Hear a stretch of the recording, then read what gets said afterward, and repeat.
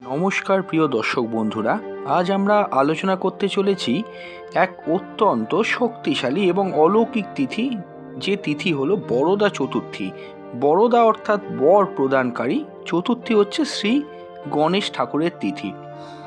এই দিনে জপ করা সঠিক মন্ত্র সঠিক নিয়মে করলে সন্তান সুখ, দাম্পত্য সুখ, বন্ধাত্ম নাশ, ভাগ্যোন্নতি, মানসিক শান্তি, সংসারের ক্লেশ দূর সবকিছু একসঙ্গেই লাভ করা যায়। আজকের ভিডিওতে আমরা জানব বরদা চতুর্থীর প্রকৃত তাত্ত্বিক রহস্য। এই দিনে কোন কোন মন্ত্র জপ করবেন, কোন সমস্যায় কোন মন্ত্র সবচেয়ে বেশি শক্তিশালী, মন্ত্র জপের সঠিক সময় ও সংখ্যা, ভুল করলে কি ক্ষতি হতে পারে। এই ভিডিও শেষ পর্যন্ত দেখলে বরদা চতুর্থীর পূর্ণ সাধনা আপনার হাতে থাকবে। শাস্ত্র অনুযায়ী এই চতুর্থীতে স্বয়ং শ্রী গণেশ ঠাকুর বরদানকারী রূপে পূজিত হন।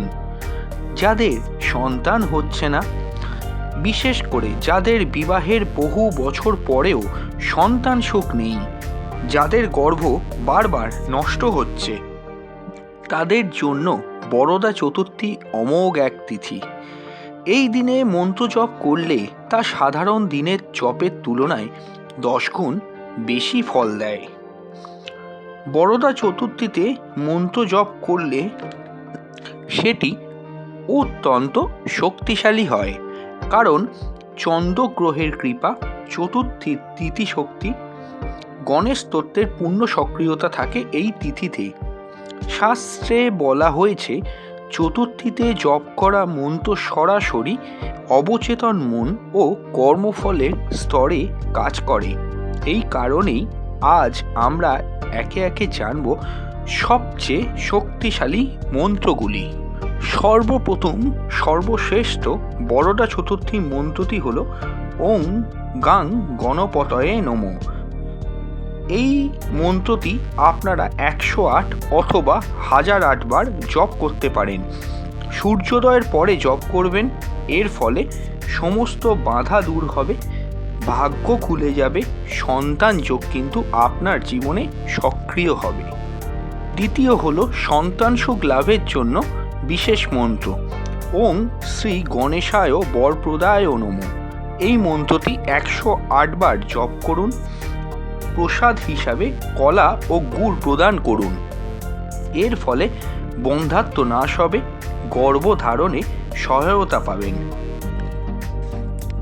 দাম্পত্য কলহ দূর করার জন্য ওং শ্রী শ্রী গণেশায় নমঃ এই মন্ত্র আপনি জপ করুন। সম্ভব হলে 54 বার জপ করুন, যদি না সম্ভব হয় 27 বারেও জপ করতে পারেন। এটি করলে স্বামী স্ত্রীর সম্পর্ক কিন্তু মধুর হবে, সংসারে শান্তি ফিরে আসবে। আর্থিক সমস্যার জন্য ওং শ্রী শ্রী লক্ষ্মী গণেশাভ্যাং নমঃ এই মন্ত্রটি 108 বার জপ করুন। বিবাহে দেরি হলে ওং সিদ্ধিদাতা গণেশায় নমঃ এই মন্ত্রটি 1008 বার জপ করুন। মানসিক অবসাদ অর্থাৎ আপনার মানসিক যদি কোনো কষ্ট থেকে থাকে, তাহলে ওং বক্রতুণ্ড মহাকায় সূর্যকোটি সমপ্রভ নির্বিঘ্নং কুরুমে দেব সর্বকার্যেষু সর্বদা এই মন্ত্রটি 108 বার জপ করুন। তবে মনে রাখবেন, মন্ত্র জপের সময় কখনোই জুতো পরে কিন্তু জপ করবেন না। তামাক বা নেশার জাতীয় কোনো দ্রব্য কিন্তু সেবন করবেন না। তাড়াহুড়ো করে কখনোই কিন্তু জপ করবেন না। বিশ্বাসহীন মন নিয়ে কিন্তু জপ করবেন না। এই ভুলগুলি করলে মন নিষ্ক্রিয় হয়ে যায়। ভোরবেলা স্নান করুন। স্নান করে লাল কাপড় পরুন। গণেশ ঠাকুরের একটি মূর্তি অথবা ল্যামিনেশন করা ফটো আপনার সামনে রাখুন। দূর্বা ও লাল ফুল নিন। অবশ্যই চেষ্টা করবেন 27টি দূর্বা নেওয়ার। আপনার যে মন্ত্র প্রয়োজন সেই একটি মন্ত্র নিন। খুব কমপক্ষে হলেও 108 বার জপ করুন এবং শেষে ভগবান গণেশের কাছে কিন্তু প্রার্থনা করুন। বন্ধুরা, এই বরদা চতুর্থীর দিন এই 10টি কাজ কখনোই করবেন না। সর্বপ্রথম তামসিক খাদ্য গ্রহণ করবেন না। মাছ, মাংস, ডিম, পেঁয়াজ, রসুন, মদ এই দিনে একেবারেই কিন্তু নিষিদ্ধ। এতে গণেশ তত্ত্ব নিষ্ক্রিয় হয়ে যায়। দ্বিতীয়, মিথ্যা কথা বা কাউকে কষ্ট দেবেন না। বরদা চতুর্থীতে বলা প্রতিটা কথা কর্মফল হিসেবে বহু গুণে ফিরে আসে। তৃতীয়, দেরিতে ঘুম থেকে ওঠা চলবে না। সূর্যোদয়ের পরে ঘুম ভাঙলে চতুর্থীর পুণ্যফল কিন্তু হ্রাস পায়। চতুর্থ, কালো বা নীল পোশাক পরবেন না।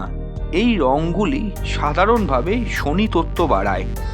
তাই বরদা চতুর্থীর সময় গণেশ শক্তিকে ঢেকে দিতে পারে।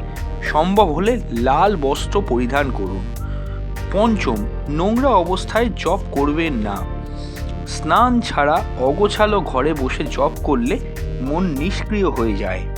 ষষ্ঠ, তুলসী গাছ থেকে তুলসী গাছের পাতা ছিঁড়বেন না।